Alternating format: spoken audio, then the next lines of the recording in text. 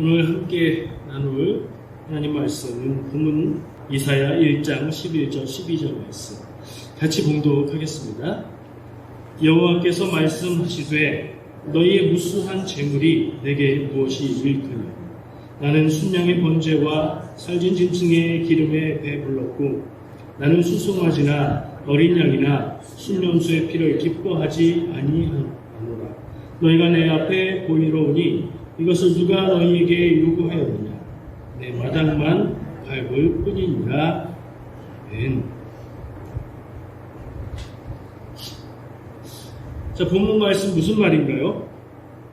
하나님이 말씀하셨어요. 뭐라고요?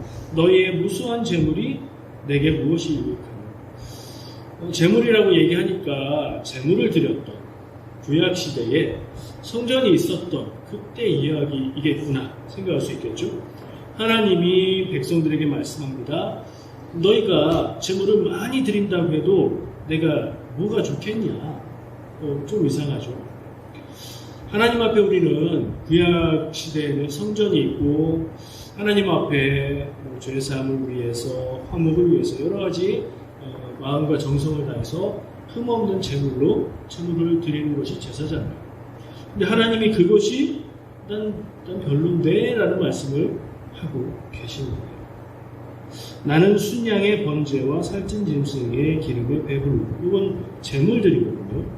순양과 살진 짐승과 제물 드릴 때에 기름과 창자는 따로 모아서 전부 다 태웠어요.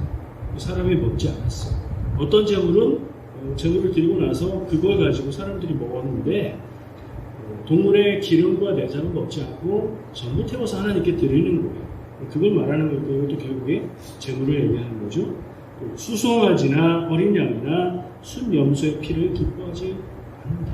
너희들이 내게 제물이라고 주는 그 제물들, 너희들은 흠없는 것으로 부르고 최상품으로 부르고 좋은 것으로 나에게 많이 준다고 하는데 나는 그거 싫다 라고 말씀하시는 거예요. 마지막 부분의 12절은 너희가 내 앞에 보이러 오니 제사하러 하나님 앞에 나아가는데 이것을 누가 너희들한테 요구했냐, 누가 시켜서 하는 거냐, 이거 왜 하는 거냐. 그렇게 하는 건 내 마당만 밟는 것일 뿐이다. 내 앞에 왔다 갔다만 하는 거다. 우리가 이해하기 쉬운 말로 얘기하면 네가 예배 드린다고 열심히 안 빠지고 예배하고 예배 시작 전에 일찍 와서 기도하고 이렇게 하는데 네가 드리는 헌금, 네가 나에 대해 바친다고 하는 마음, 정성, 신앙의 모든 노력들, 그게 내게 무슨 소용이 있냐. 나는 그거 싫다 라고 말씀하시는 거라고 생각해 볼 수 있어요. 좀 이상한 얘기죠. 가정에서 옛날에는 부모님들을 모시고 산 집들이 많았죠. 부모님들이 뭔가 마음에 안 들고 속상하시고 화가 나시면 어떻게 하죠? 여러 가지 방법이 있어요, 나름대로. 근데 어떤 경우는 입맛이 없다, 난 밥을 안 먹는다, 배는 고프지만 난 안 먹는다, 이렇게 하시는 경우가 있죠. 그 느낌하고 비슷한 느낌이 들어요. 하나님이 정말 재물이 싫어서가 아니고 뭔가 너희들이 그렇게 하면서 그런 마음이면서 재물만 드리면 다냐? 라고 얘기하시는 느낌이 들어요. 자, 그런 그림을 머릿속에 두시고 같이 말씀을 나눌게요. 오늘 본문은 책이 뭐였죠? 이사야서예요. 지금까지 이 앞에서 창세기로부터 시작해서 여러 말씀들을 읽어왔는데 이사야로 들어왔어요. 이사야서는 많이 들어보셨을 거예요. 분류상 무슨 책이라고 얘기하죠? 예언서예요. 예언서. 이사야는 사람 이름이고요. 예언자인 거예요. 그 사람이 쓴 하나님의 말씀으로서의 예언서예요. 그래서 여기서 하나님이 말씀하시는 것처럼 하는 말들은 이 앞에 구약 성경 책에 나와 있는 거하고 성경이 좀 다릅니다. 앞에 책들은 하나님이 말씀하시면 하나님이 말씀하시는 거예요. 근데 예언서에서 하나님이 말씀하시는 것으로 표현되어 있는 것들은 예언자가 하나님의 마음과 하나님의 생각을 대변해서 예언자들이 하나님의 입장에서 말을 하는 거예요. 물론 하나님의 음성으로 들을 수 있지만 조금 성격이 다릅니다. 예언서는 뭘까? 예언자는 누굴까? 이런 생각을 좀 한번 나눠보고자 합니다. 교회에서 많이 쓰는 말이에요. 예언자. 좋은 사람, 훌륭한 사람, 중요한 사람이에요. 예언자와 같은 뜻으로 쓰는 또 다른 말이 있어요. 예언자는 미래를 말하고 미리 말하고 그런 뜻이잖아요. 예언이라는 게 그런 거잖아요. 미래의 일을 아직 안 일어났는데 미리 말하는 거잖아요. 그런 의미라고 생각한다면 그것과 비슷한 뜻의 다른 용어를 쓰기도 해요. 선자로 시작합니다. 선지자. 선지자는 무슨 뜻일까요? 한자로? 먼저 아는 사람이에요. 미래를 먼저 아는 사람. 그런 생각도 듭니다. 또 비슷한 의미로 선경자라는 말도 써요. 그것도 같은 거예요. 먼저 봤다는 거예요. 미래를 봤나? 여기서 하나 짚고 넘어갈게요. 예언서에서 예언자들이 한 말들의 내용은 미래의 내용을 말하는 게 맞아요. 너네들 이렇게 살지 멸망해. 하나님이 너를 벌하실 거예요.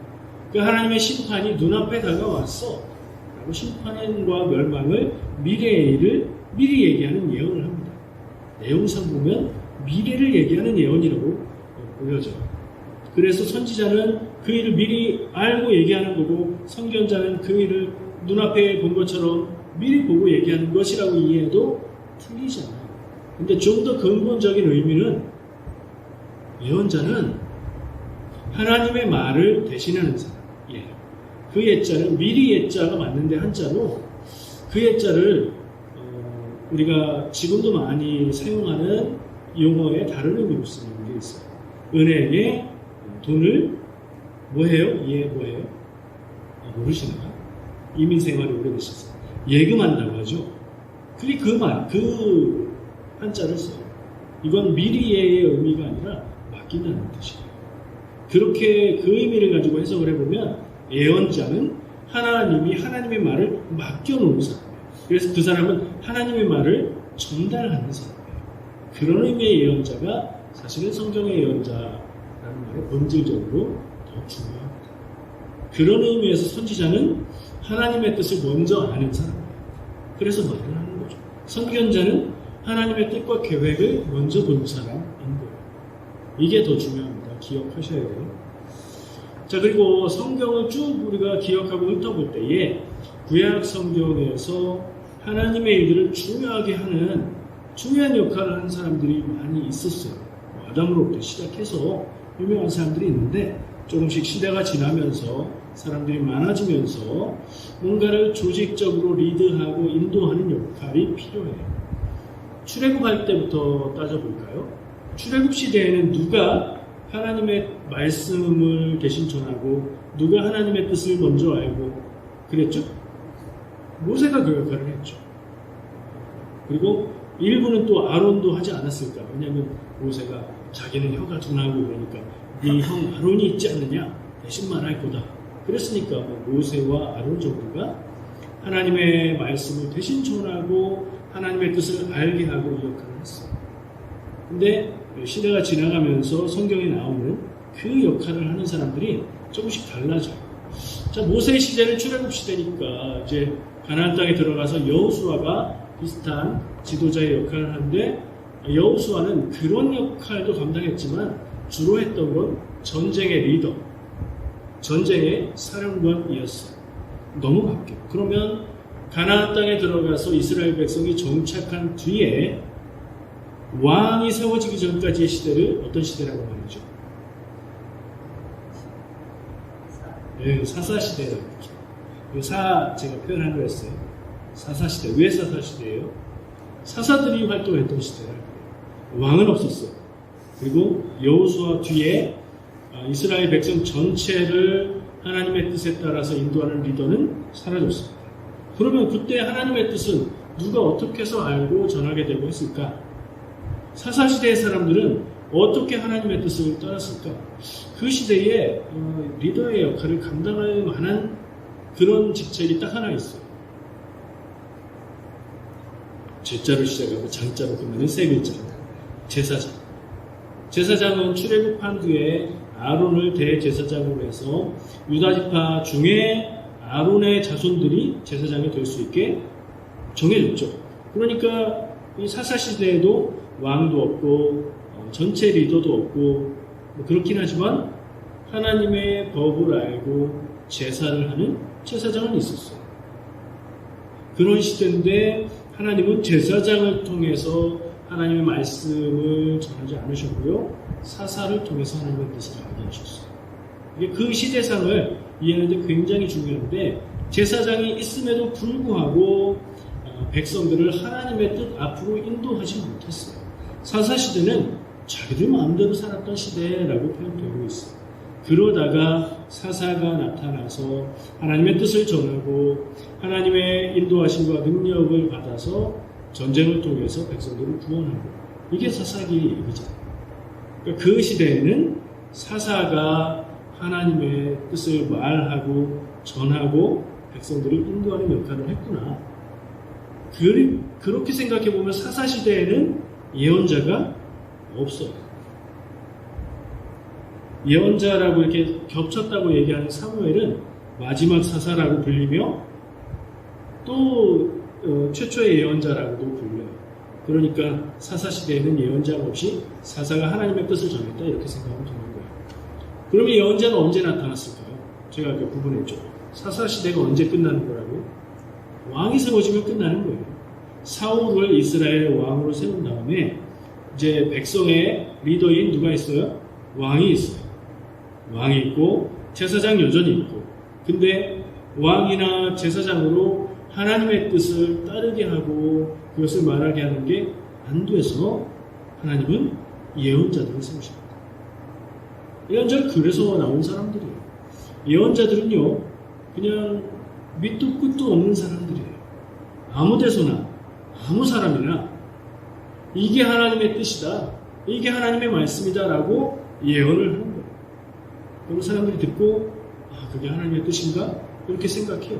그 예언자도 마찬가지고 사사도 마찬가지고 공통적인 게 있는데 비공식적인 직책이라는 거예요. 공식적인 직책은 대표적으로 제사장이겠죠.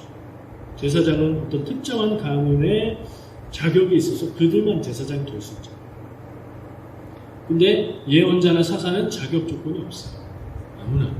근데 아무나 하는 건 아니고 하나님이 부르셔서 말씀을 주시고 능력을 주시고 사명을 주신 사람들이 하나님의 뜻을 그 시대에 전했죠. 자, 그 예언자들의 이야기를 기록하고 있는 예언서의 묶음이 이사야서로부터 시작해요. 성경에 예언서들이 쭉 묶여서 나와요. 지금부터 나오는 책들은 거의 다 사람 이름이고요. 그 사람들이 거의 다 예언자고요. 그래서 우리가 성경을 쭉 읽을 때에 이사야가 나오면 헷갈려요. 우리는 이미 앞에서 무슨 책이죠? 역사 나오는 책들 두 가지가 있었는데 왕들의 역사를 기록했던 열왕기와 역대기가 있죠. 그것 통해서 이스라엘 역사를 쭉 봤거든요. 그러고 나서 중간에 다른 얘기가 나왔거든요. 시편, 잠언, 전도서 이런 거는 전혀 다른 얘기잖아요. 근데 다시 예언서의 이야기가 나오면서 이거는 스토리상 어디로 가야 되는 것이냐 혼란을 좀 갖기가 쉬워요. 이거 간단하게 한번 짚어보면 되게 좋습니다. 이사야서, 이사야의 예언, 이 예언서의 묶음들은 이스라엘의 구약의 역사 중에 어디에 가서 딱 붙으면 시기적으로 맞을까요? 생각해보세요. 예언서의 내용이 뭐라고? 아까 제가 얼핏 얘기했는데 이렇게 살면 망한다. 심판을 말했다고 했죠. 망한다 그랬죠. 망한 때하고 관계가 있어요. 이스라엘 그리고 유다까지 최종적으로 멸망하는 얘기가 어디 나와요? 아까 역사서 얘기했잖아요. 열왕기서와 역대기서 그 마지막 부분에 가면 유다가 멸망하는 내용이 나와요. 그리고 이사야서는 초반에 이게 어느 시대에 걸쳐서 하는 말씀인지를 얘기해주고 있어요. 1장 1절 말씀에 보면 우시야, 요담, 아하스, 히스기야 요 왕들의 시대에 이사야가 받은 계시를 전하라고 기록하고 있습니다. 요 시대가 언젠가 보면 유다가 멸망할 때죠. 유다의 말기에. 그러니까 우리가 그림을 어떻게 연결해야 하느냐? 예언서 이사야가 나왔을 때 이 얘기가 다시 유다가 멸망하는 그 시대로 딱 가서 유다가 멸망을 조금 앞둔 그 시대부터 예언자들이 예언을 하기 시작했다. 예언자들이라고 말했으니까 또 있다는 얘기죠. 이사야 말고 미가, 성경책에 나오는 미가 예언자 역시 이사야와 같은 시대, 멸망 이전에 예언을 했던 사람이에요. 자, 아까 제가 말한 것 중에 예언자는 특별히 자격 조건이 없다.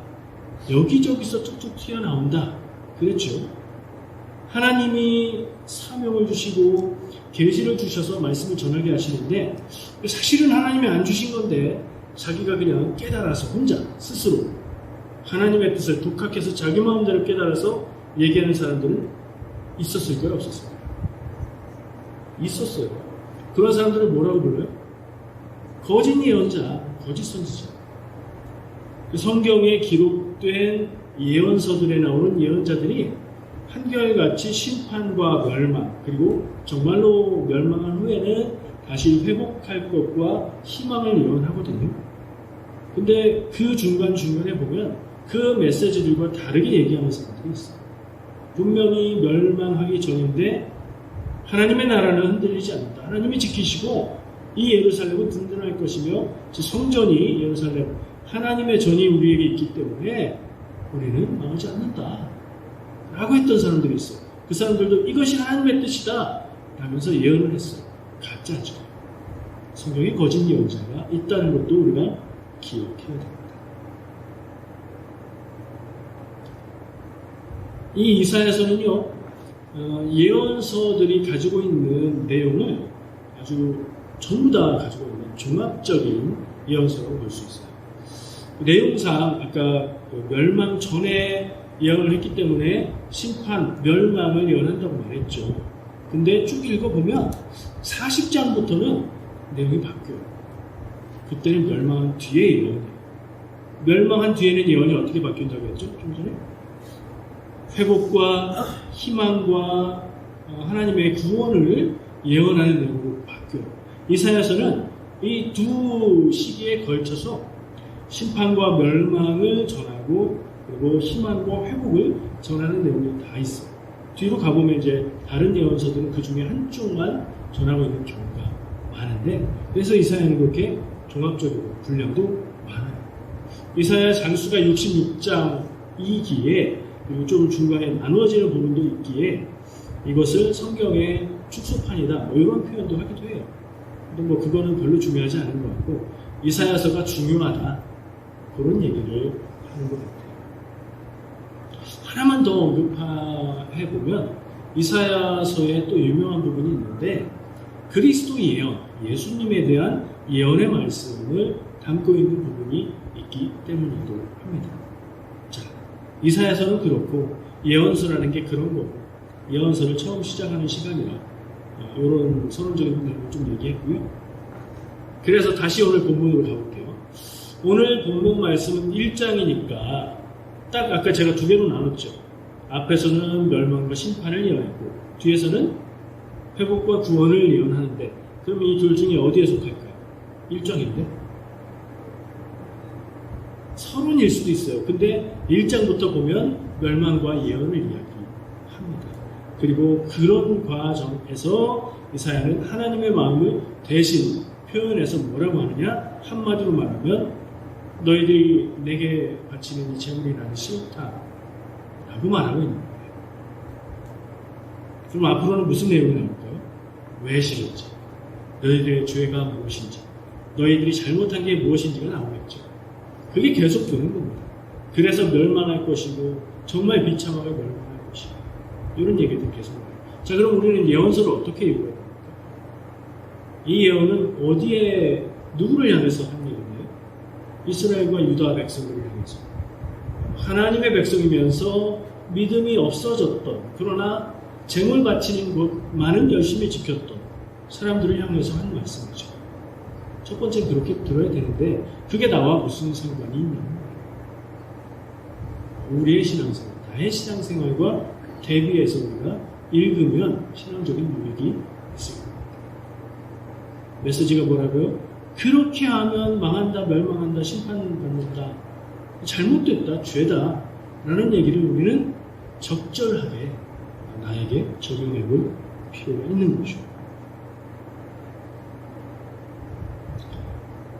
이사야가 대변하고 있는 하나님의 말씀은 백성들이 하나님을 향해서 드리는 제물이 그 무슨 소용이 있냐고 말하십니다. 그리고 그 내용을 보면 제물을 드리고 있다는 거 우리가 확인할 수 있고, 우리가 우상숭배를 이스라엘과 유다의 죄로 이야기하는데, 우상숭배를 한 시대라고 해서 하나님께는 제물을 안 드리고 우상만 섬겼을까 생각해보면 성경을 볼 때 그렇지 않아요. 하나님께도 제사를 하고 우상에게도 제사를 했어요. 그 무슨 모습이에요? 영화에서도 자주 나오는 현대적인 모습을 볼 때 하나님 아버지, 예수님, 부처님, 공자님 이렇게 쭉 붙이면서 지켜주세요 뭐 이렇게 하면 그거랑 똑같은 모습인 거예요. 하나님도 우리를 지켜주시고 하늘도 우리에게 풍요를 내려주시고 다 좋은 것만 내가 받고 싶다는 모습인 거예요. 하나님은 하나님 외에 우상을 섬기신 것도 주로 보시지만 그런 신앙의 태도는 하나님을 섬기고 제물을 드리는 것 그거 받지 않으신다고 말씀하시는 거예요. 그럼 우리는 그런 말씀 앞에서 나는 어떤가 물어볼 수 있죠. 나는 지금 예배의 자리에 앉아서 이 이사야 예언의 말씀을 읽고 있는데 마치 형제간에 형이 혼나고 있는데 옆에서 같이 주눅 들어있는 동생처럼 나를 향한 얘기는 아닌데 나는 이 얘기를 어떻게 들어야 하는 다음에 혼나지 않을까? 이런 자세가 필요하다는 거예요. 이스라엘 백성과 유다를 향해서 책망하는 예언의 말씀이 나를 향한 건 아니잖아요, 직접적으로. 그러나 내가 곰곰이 생각해보면 나도 별 다르지 않다. 이런 생각이 든다면 저희가 이 말씀들이 다르게 들릴 수 있을 것 같아요. 하나님은 제물을 진짜로 드시는 걸까요? 그러면 하나님은 기름과 내장을 좋아하시는 분이죠. 기름 많이 섞인 마블링을 즐기시며 곱창을 즐겨 드시는 분 아니잖아요. 하나님께 드리는 제물을 하나님이 드시는 것 아닌가요? 하나님이 좋은 건 내가 먹겠다 해서 제물을 바쳐라 라고 하시는 건가요? 그거 아닌 거는 누구나 다 알겠죠. 근데 하나님은 왜 제사 제도를 통해서 하나님께 제물을 드리도록 명하셨을까요? 이스라엘 백성이, 유다 백성이 이 말을 들었을 때 좀 황당했을 수도 있어요. 그 제사를 우리가 하는 거 아니잖아요. 하나님께서 법으로 주셔서 하나님께 하는 건데요? 이럴 수 있잖아요. 하나님은 그걸 왜 주셨어요? 그걸 준 이유, 그것을 그렇게 하라고 명령하신 이유와 마음이 있는데 그걸 싹 무시하고 하나님께 제물을 드리는 법, 흠없는 동물로 몇 년 된 걸로 뭐로 이것만 따져서 그 중에 최고급 드리면 하나님은 야 정말 정성껏 가져왔네, 야 귀하네 이렇게 받겠어요? 그게 아니라는 거예요. 자, 그럼 그 핵심은 뭐예요? 율법을 왜 주셨을까? 하나님이 막 심판하고 멸망시키려고 율법을 주셨겠어요? 아니에요. 하나님의 백성이 하나님의 백성답게 살아가는 길로 율법을 주시는 거예요. 그 방법으로 제사를 주시는 거예요. 제사는 뭐예요? 죄의 문제를 해결하는 거예요. 내가 죄를 지었어요. 이웃을 향해서 내가 무엇인가를 해를 끼쳤어요. 그러면 성경 우리가 제사를 통해서 착각을 하지 말아야 될 부분이 하나 있는데, 내가 내 죄를 깨달았으면 내가 죄를 지었네, 하나님 앞에 가서 제물 드려야지 하는 게 아니에요. 율법에 다 있어요. 죄 지었을 때 어떻게 그것을 갚아야 되는지, 도둑질한 건 4배를 갚아야 되고 뭐는 뭘로 갚아야 되고, 그렇게 다 갚고 나서 죄로 인해서 더러워진 나, 죄 때문에 죄에 물들어 있는 부정해진 나, 그 나를 깨끗하게 하는 행위가 제사예요. 제사는 죄사함과 다른 건 아니지만 제사를 하는 것이 내 죄를 용서받는 게 아니고, 죄는 그냥 잘못을 인정하고 회개하고 갚는 거고, 그런 다음에 죄로 인해서 더러워진 나를 하나님 앞에 제물을 드림으로 깨끗하게 되는, 정결하게 되고 있는 거예요. 그래서 전에도 말했지만 피가 중요한 거예요. 피는 생명이잖아요. 성경 말씀. 하나님이 피를 생명으로 여기기 때문에 피를 먹지 말라고 하시는 거죠. 근데 그 제물을 그냥 산채로 드려도 될 텐데 그렇게 하지 않잖아요. 죽여서 드리죠. 제물을 드릴 때 성경 말씀을 보면 제물을 살아있는 동물을 끌고 와서 제사장 앞에 와서 그 제물 머리 위에 제물을 드리는 사람이 손을 얹고 안수를 합니다. 축복의 안수겠어요? 아니에요. 나의 죄를, 나의 더러움을 너에게 전가한다. 이제부터는 네가 나다. 그거. 그런 다음에 제물을 죽이는 건 역시 제사장이 하지 않고 자기가 직접 제물을 잡는 걸 자기가 직접 하는 거예요. 자기가 안수한 자기를 죽이는 게 제물을 잡는 행위예요. 죄 지은 나를 죽이는 게 제물을 잡는 행위인 거죠. 그래서 피가 중요하고 아까 말씀에도 그런 동물들의 피가 나는 좋지 않다 이렇게 말씀하시죠.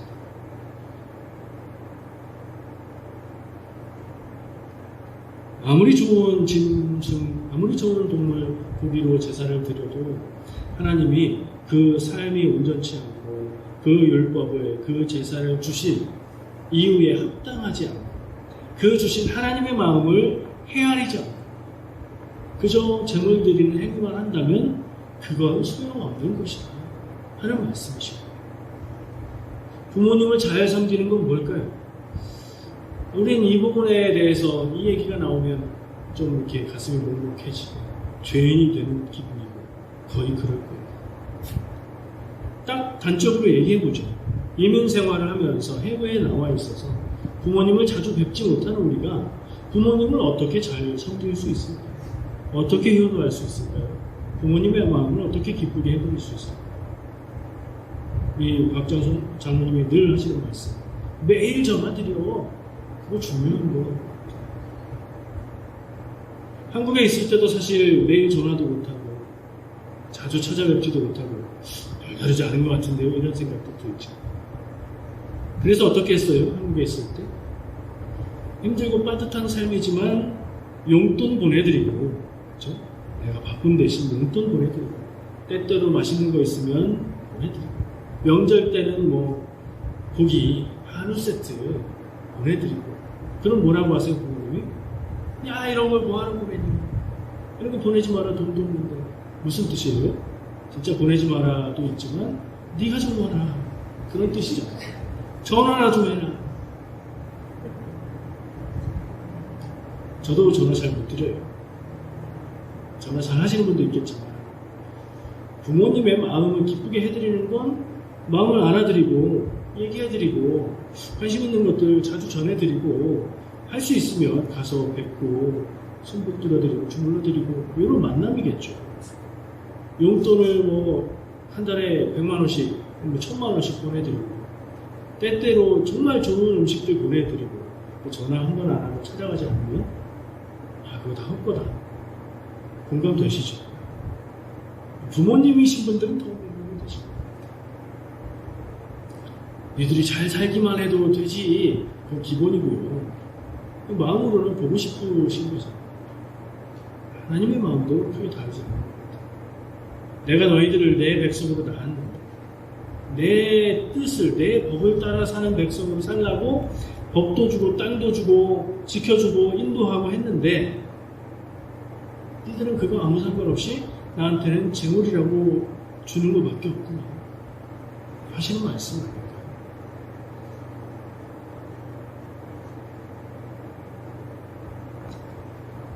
지난 얘기지만 사무엘이 사울을 나무라면서 했던 유명한 얘기가 있죠. 뭐가 뭐보다 낫다? 뭐요? 순종이 제사보다 낫다.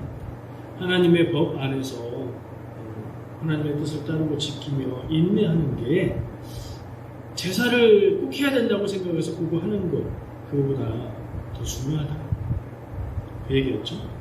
통하는 얘기인 것 같아요. 우리는 이 말씀 앞에서 우리의 삶을 돌아보면 어떤 생각을 해요? 스스로 한번 생각해 볼까요? 저도 한번 생각해 봤어요. 하나님 앞에 드리는 제물 다 필요 없다라고 말씀하신 것 같은 그런 제물과 같은 내가 하나님 앞에 열심을 내고 있는 그런 게 있나? 한번 물어볼 수 있죠. 제가 아까 살짝 언급을 했는데 제일 먼저 떠오르는 건 헌금 드리는 거예요.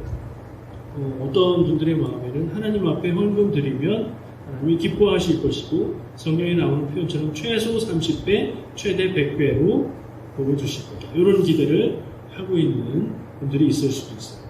제가 공식적으로 확실하게 말합니다. 그런 거 없어요. 그렇게 적용하는 거 아니에요. 어쨌든 하나님 앞에 헌금 드리는 거죠. 드리는 거니까 채무랑 비슷하다. 거의 뭐 1대1 대응이 된다. 이렇게 생각할 수 있어요. 그렇죠? 나는 하나님께 11조도 정말 정직하게 꼬박꼬박하고 그 외에 여러 헌금을 드리고 있습니다. 이걸 자부심으로 갖는 사람도 있을 거예요. 근데 사는 모습이 하나님하고 전혀 관계없이 자기 마음대로 산다면 똑같은 거예요. 이 백성들의 모습과 똑같은 거예요. 그죠? 헌금 말고 뭐가 또 있을까요? 나는 예배는 안 빠져. 나는 뭐 다른 건 모르겠고 하여튼 예배는 안 빠져. 나는 주일 예배 당연하고 금요 기도회 온라인으로 하는 것도 나중에 보는 법도 없고 그 시간 딱 맞춰서 하는 하여튼 예배는 최선을 다해서 평생토록 정성을 다해서 참여한다. 예배 끝나고 나가서 세상 사는데 내 마음대로 내 욕심 부리면서 하나님의 뜻과 하나님의 마음은 생각도 안 하고 산다면 큰 소용없는 거겠죠. 교회 다니다 보면 이런 분들도 있어요. 기도가 기가 막힌 분들이 있어요. 기가 막히게 안 좋다는 얘기가 아니라 감탄이 나올 정도로 언어의 마술사. 저 사람은 어떻게 저런 표현을 저렇게 할까? 숨도 안 쉬고 하는 것 같아요. 유창하게. 듣기만 해도 은혜가 된다. 이런 기도를 하는 분이 있어요. 물론 그런 기도를 하시는 분은 그 기도에 맞는 삶을 사시겠지만 만약에 그 기도가 말재주에 불과한 것이고 사는 삶은 전혀 기도와 다른 삶을 산다면 그 기도를 들으실 때 하나님이 참 말만 잘하는구나 그러시지 않겠어요? 똑같은 거죠. 우리는 스스로 내 신앙을 평가해 볼 때 그리고 내 주변에 있는 누군가의 신앙의 모습을 높여보고 혹은 낮추어 볼 때 나름의 기준을 가지고 생각하겠죠. 근데 그런 것들은 다 눈에 보이는 것들, 판단하고 평가할 수 있는 것들은 오늘 말씀에 나오는 질문과 다르지 않는 것 같아요. 정말로 중요한 것은 뭐예요? 눈에 보이지 않는 거죠. 마음의 자세이고 하나님의 뜻을 행하고자 해서 하나님의 뜻을 구하는 마음인 거고요. 그것을 위해서 성경 말씀에서 하나님의 말씀을 들으려고 늘 읽고 묵상하는 자세예요. 설교를 통해서 혹은 내 일상의 어떤 모습을 통해서 그리고 기도할 때 주시는 하나님의 그 마음과 뜻을 내가 최선을 다해서 따르려고 하는 것 그런 것들이죠. 그런 건 잘 안 보이고 그래서 그런지도 모르겠어요. 눈에 잘 보이는 것을 잘 꾸미면 눈에 안 보이는 진짜 중요한 것들이 꽝이어도 사람들 앞에서 인정받을 수 있겠구나 하는 마음이 있을지도 모르겠다는 생각이 들어요. 그런 마음이 아니라면 정말 하나님 앞에 믿음으로 살겠다는 마음이라면 눈에 보이는 것보다는 눈에 보이지 않는 중요한 마음 중심 정말 믿음의 자세 하나님의 뜻을 깨달아 알고 따라서 살겠다는 노력 그게 우리에게 있어야겠다는 생각을 해요. 없어서 말씀드리는 건 아닙니다. 있을 거라고 생각하고 그런 증거들이 간접적으로 옵니다.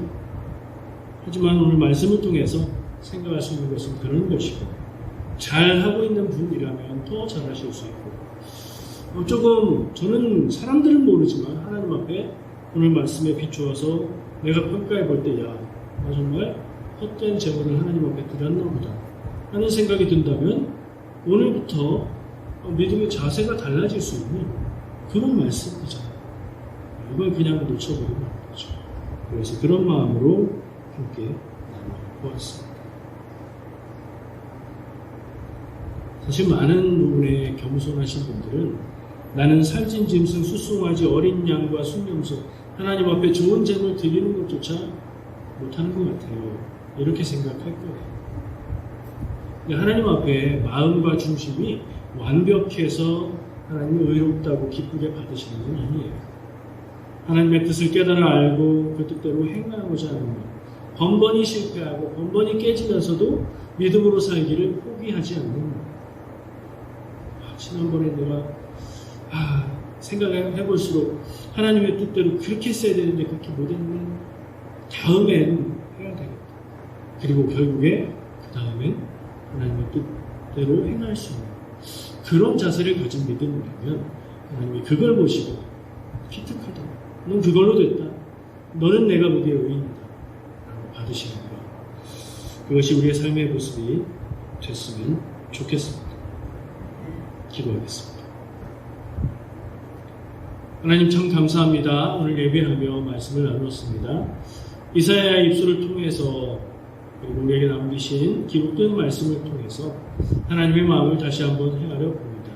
그리고 그 말씀을 거울 삼아 나의 삶과 믿음의 자세를 비추어 봅니다. 주여 간절히 간구하오니 우리가 눈에 보이는 무엇에 투자하기보다 하나님 앞에 하나님이 기쁘게 받으실 수 있는 믿음의 중심을 키워나가는 것 다 되게 하여 주시옵소서. 예수님의 이름으로 기도합니다. 아멘.